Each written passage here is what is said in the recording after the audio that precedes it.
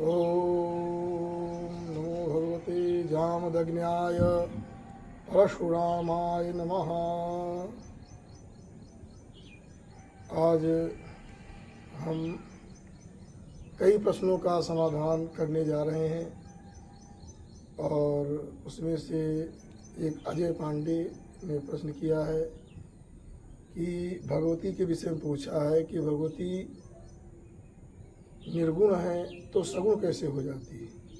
उनका प्रश्न यही है कि निर्गुण से सगुण कैसे, भगवती हो चाहे भगवान हो, कैसे हो जाते हैं।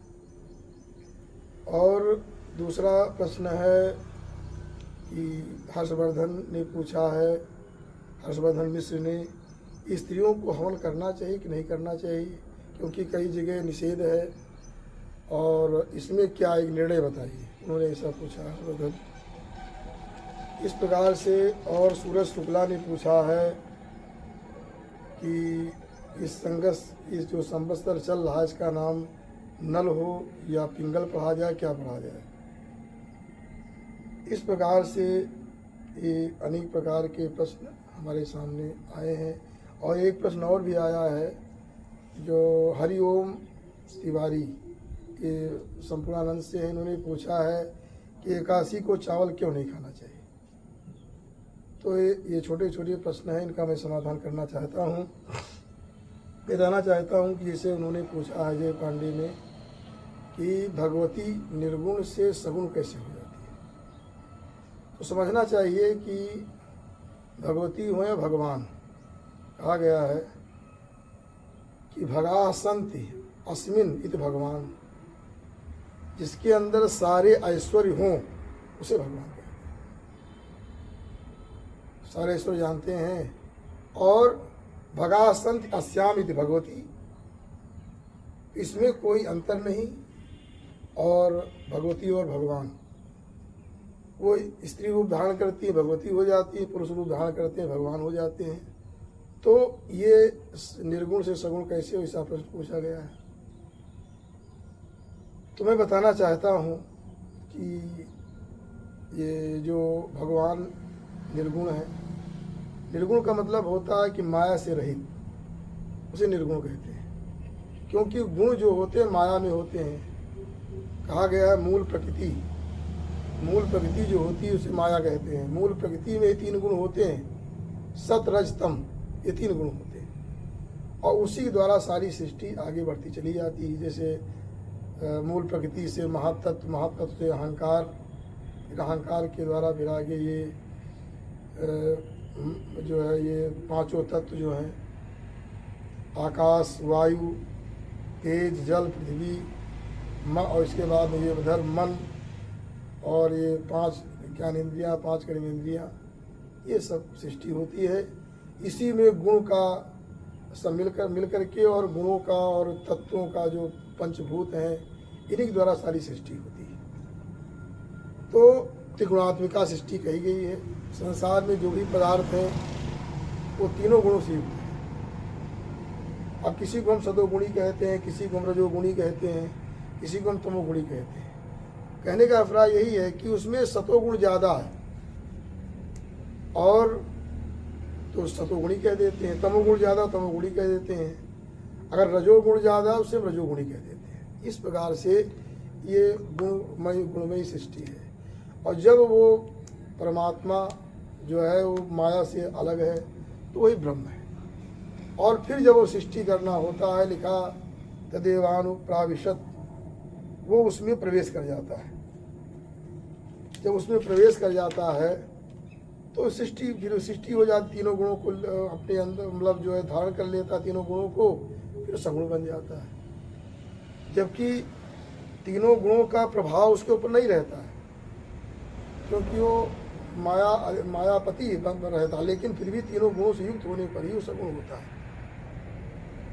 इसलिए कहा गया है कि गो गोचर जहाँ लग मन जाई, सो सब जानो माया भाई। सब माया जहाँ तक देख पा रहे हैं वो तो अत्यंत सूक्ष्म है। वो जो निर्गुण ब्रह्म होता है अत्यंत सूक्ष्म है, क्योंकि उसी ब्रह्म से आकाश पैदा हुआ। आकाश इतना सूक्ष्म है।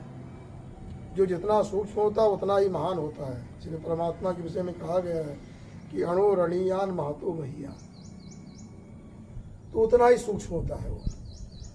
तो परम उसी आत्मा से, परमात्मा से आकाश, आकाश से वायु, वायु से जल, जल से पृथ्वी, इस प्रकार से वायु, वायु से तेज, तेज से जल, जल से पृथ्वी। तो ये बताया गया, तो वो अत्यंत सूक्ष्म है, वही ब्रह्म रूप है। और जब वो जब माया को धारण कर लेता है तो वो बन जाता है ईश्वर। ईश्वर अनेक कहेगा, इसलिए मानस में कहा गया है कि माया ब्रह्म जीव जगदीशा। माया जो है वो त्रिगुणात्मिका माया एक है, और जीव माया और ब्रह्म भी एक है, और जीव जगदीशा बहुवचन कह दिया गया कि ये जो अनेक प्रकार रूप और नाम धारण करके जगदीश अनेक हो जाते हैं। तो मैं बताना चाहता था, इस प्रकार से निर्गुण से सगुण हो जाता है। इसे उदाहरण के लिए अगर समझना चाहे व्यक्ति, जैसे मकड़ी का जाला, अब मकड़ी से ही जाला सब निकलता है, जाला फैल जाता है, बाद में बटोर लिया जाता है, तो उसी ईश्वर से सारा जगत निकलता है, जगत फिर उसी में समाहित हो जाता है। अब एक प्रश्न और है जो कि हर्षवर्धन ने पूछा, हर्षवर्धन मिश्र ने पूछा है कि स्त्रियों को हवन करना चाहिए नहीं करना चाहिए। जब ये चर्चा कर चुके हैं, पहले प्रश्न कर चुके हैं, इस पर तो विचार करने, ऐसा मनुस्मृति आदि में कहा गया है कि जहाँ स्त्रियाँ हवन करती हों या शूद्र हवन करते हों, नपुंसक हवन करते हों, वहाँ पर किसी विद्वान तपस्वी जो ब्राह्मण को भोजन नहीं करना चाहिए, ऐसा कहा गया है। ये सब जो है यज्ञ मीमांसा आदि में बहुत सारे श्लोक दिए गए हैं कि स्त्री शूद्र आदि को हवन नहीं करना चाहिए, ऐसा दिया गया है। उसी के अनुसार उन्होंने पूछा है, तो ऐसा कहा भी गया है। तो कहने का भाव यहाँ पर यह है कि जो वैदिक हवन होते हैं वेद मंत्रों के द्वारा, और ये है अग्नि स्थापन, कुशकंडिका विधान विधि सब होती है, वहाँ पर स्त्री को आहुति नहीं देनी चाहिए, और पुरुष के दक्षिण भाग में बैठना चाहिए और पुरुष आहुति दे। इसलिए सामान्य रूप से स्त्री को आहुति देने का निषेध किया गया है। निषेध का कारण ये भी हो सकता है क्योंकि स्त्रियां कोमलांगी होती हैं। अब हवन कुंड में सुनते खूब तेज अग्नि निकलते हैं, वो अग्नि को सहन करना ये स्त्रियों के थोड़ा कठिन है, इसलिए स्त्रियों को हवन में निषेध किया गया है। लेकिन जहाँ जहाँ विधान वहाँ कर सकती हैं। इसे विवाह में लाजा होती स्त्रियाँ करती हैं, विधान है वहाँ स्त्रियाँ करेंगी। इस प्रकार से जहाँ विधान होता है वहाँ स्त्रियाँ करते, बाकी सामान्यता निषेध है। हाँ, और भी ऐसे अपना अग्नि जला लिया, आहुति देना और नाम मन से आहुति दे दिया, चाहे शूद्र हो चाहे स्त्री हो, सब लोग दे सकते हैं, इसमें कोई समस्या नहीं। अग्नि जला, अपना आहुति दिया, लेकिन उस विधि विधान से, वैदिक विधि से उसमें जो है निषेध किया गया है। इस प्रकार से हवन का ये विधान जो उन्होंने पूछा है वो उन्हें बता दिया। अब आगे तो अग्नि ज्वलन, मैंने बताया कि अग्नि ज्वलनशील होता है और स्त्रियां कोमलांगी होती है, ये भी कारण है। और ऐसे भी कहा गया है कि स्त्रियों को हवन करने की कोई बहुत आवश्यकता भी नहीं है। क्यों? क्योंकि कहा गया है यत यत पुरुषा करोति, जो जो पुरुष करता है उसका आधा जो है तदर्धम अनन्य चित्ता स्त्री प्राप्नोति। ऐसा शास्त्रों में कहा गया है कि जो जो पुरुष सत्कर्म करता है उसका आधा जो है अनन्य चित्ता, जो अपने पति में ही अनुराग रखती है, अलग अनुराग नहीं रखती है, जो जो जो जो सात्विक है, सात्विकी है, सती है, ऐसी नारियों को आधा फल प्राप्त हो जाता है। जो आजकल के कानून से चलती है कि स्त्री स्वतंत्र, पुरुष स्वतंत्र है, कहीं भी स्वेच्छाचार कर सकता है, तब उसको कोई लाभ, तब उसका कुछ पति का कुछ नहीं मिलेगा। लेकिन जो अनन्य चित्ता है, अपने धर्मशास्त्र के अनुसार लोक परलोक दोनों देखने वाली है, लोक भी देखो परलोक देखो।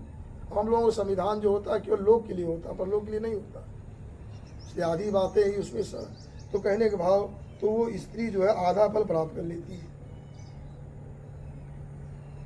इसलिए ऐसा हमें तो इसलिए बताया गया है, तो उस नियम से व्यक्ति को जो है, तो ऐसा भी कहा गया है। देखिए उसमें कहा गया है हरिवंश पुराण में कि यस्तो त्रियम श्राद्ध मधीतमव्रत मदक्षिणम यज्ञ मन त्रिजाहुतम अश्रद्धया दत्तम संस्कृतम हवि भागा सडेते तव दैत्य सत्यम।